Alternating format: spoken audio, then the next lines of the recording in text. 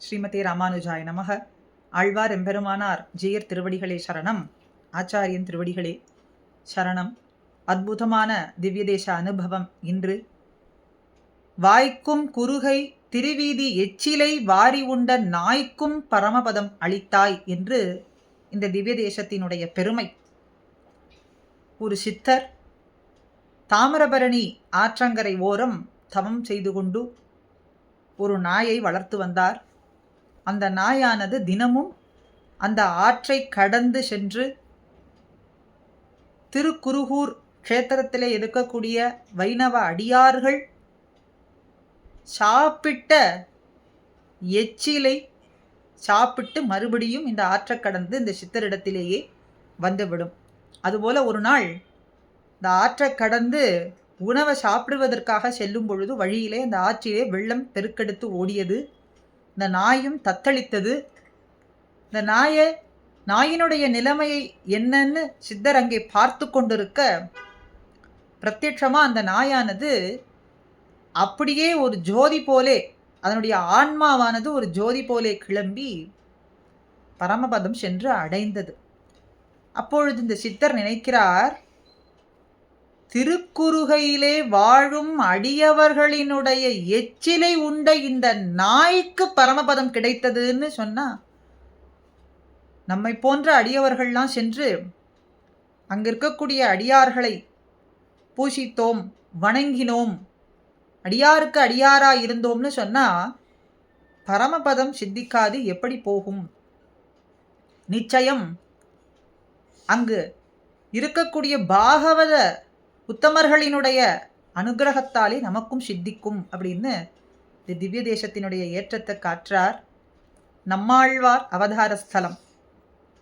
உண்டோ வைகாசி விசாகத்துக்கு ஒப்பொரு நாள், உண்டோ ஷடகோப்பருக்கு ஒப்பொருவர், உண்டோ திருவாய்மொழிக்கு ஒப்பு, உண்டோ தென்குருகைக்குண்டோ ஒரு பார் தனில் ஒக்குமூர். இந்த பாரிலே, இந்த ஜகத்துல திருக்குறுகைக்கு ஒப்பான ஒரு திவ்ய தேசம் உண்டான்னு மணவாள மாமுனிகள் உபதேச ரத்தன மாலையிலே காட்டுகின்றார். வைகாசி மாசத்திலே விசாக நட்சத்திரத்திலே திருவவதாரம் பண்ணினார் நம்மாழ்வார். அந்த நட்சத்திரத்துக்கு ஒப்புன்னு ஒரு நட்சத்திரத்தை சொல்ல முடியுமா? நம்மாழ்வாருக்கு ஒப்பு சொல்ல முடியுமா? நம்மாழ்வார் அருளின திருவாய்மொழிக்குத்தான் ஒப்பு சொல்ல முடியுமா? இன்றும் எம்பெருமான் திருவாய்மொழியை ஏக சிம்மாசனத்தில் இருந்து செவிமடுத்து கேட்கிறான். ஆழ்வாரினுடைய சொல்லானது ஒரு பதம், அதாவது ஒரு வரி, 4 வரிகள் கொண்டது ஒரு பாசுரம். ஒரு பதத்துக்கு கூட, ஒரு வரியிலே இருக்கக்கூடிய ஒரு பதத்துக்கு கூட எம்பெருமான் முன்னே செல்ல மாட்டான். யானைக்கு அங்குஷம் போலே நம்மாழ்வாரினுடைய வாக்கு. அப்படி பராங்குஷனுக்கு ஒப்பு உண்டா? அவர் அருளின திருவாய்மொழிக்குத்தான் ஒப்பு சொல்ல முடியுமா? அல்லது அவர் அவதாரம் பண்ணின இந்த திருக்குருகூர் குருகாபுரி என்கின்ற க்ஷேத்திரத்துக்குத்தான், இந்த பாரிலே வேறு எந்த திவ்ய தேசம்தான் ஒப்பு ஆகுமா அப்படின்னு கேட்கிறார்.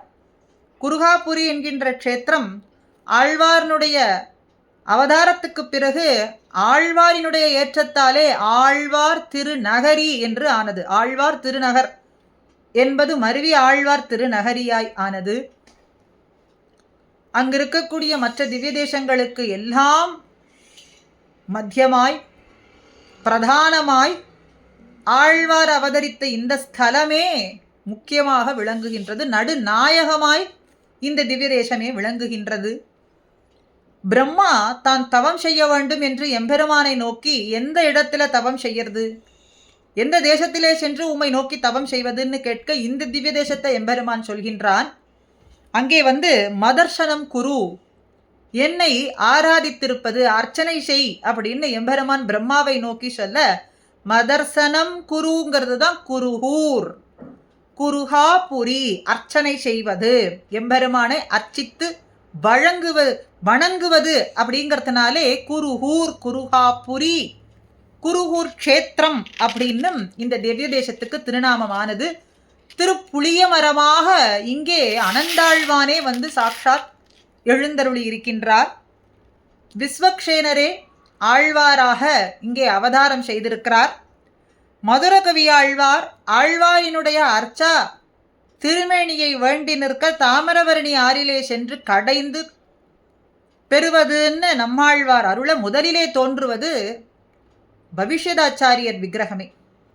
அவருடைய திருமேனியே தோன்றுகின்றது முதலிலே. அதற்கு பிறகு மறுபடியும் தாமிரபரணி ஆற்றிலே அந்த நீரை கொண்டு சமைப்பதுன்னு சொல்ல நம்மாழ்வார் பிரத்யக்ஷமாக அங்கே எழுந்தருளுகிறார்.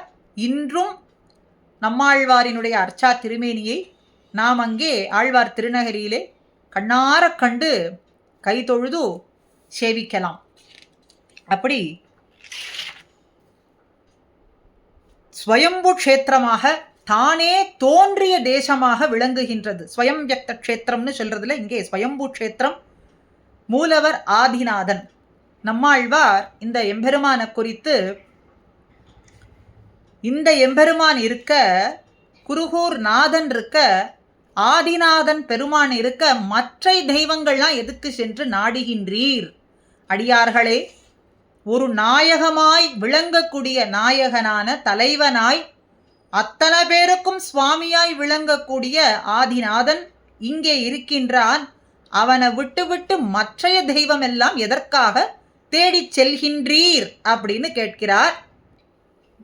ஆதிப்பிரான் பொலிந்து நின்ற பிரான் நின்ற கோலத்திலே காட்சி கொடுக்க குருகூர் வள்ளி ஆதிநாதவல்லி தாயாரோடும் பிரம்ம தீர்த்தம் தாமிரபரணி ஆறு தீர்த்தமாக கோவிந்த விமானத்துக்கு கீழே எம்பெருமான் எழுந்தருளி இருக்கிறான். இங்கே ஸ்தல விருட்சம் புளியமரமே, சாக்ஷாத் புளியமரமே இங்கே ஸ்தல விருட்சமாக இருக்கின்றது.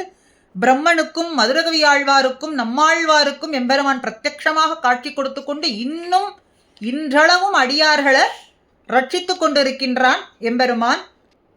நம்மாழ்வாராலே மங்களாசாசனம் பண்ணப்பெற்ற திவ்ய தேசம் 11 பாசுரங்களாலே மங்களாசாசனம் அற்புதமாக இந்த எம்பெருமானுக்காக ஆழ்வார் இறங்கி அவனே தெய்வம் அப்படின்னு அறுதியிட்டு காட்டக்கூடியதான பாசுரங்கள், அர்த்தமுள்ளதான பாசுரங்களை தொடர்ந்து அடுத்த பதிவிலே கூடியிருந்து அனுபவிப்போம். ஸ்ரீமதே ராமானுஜாய நமஹா.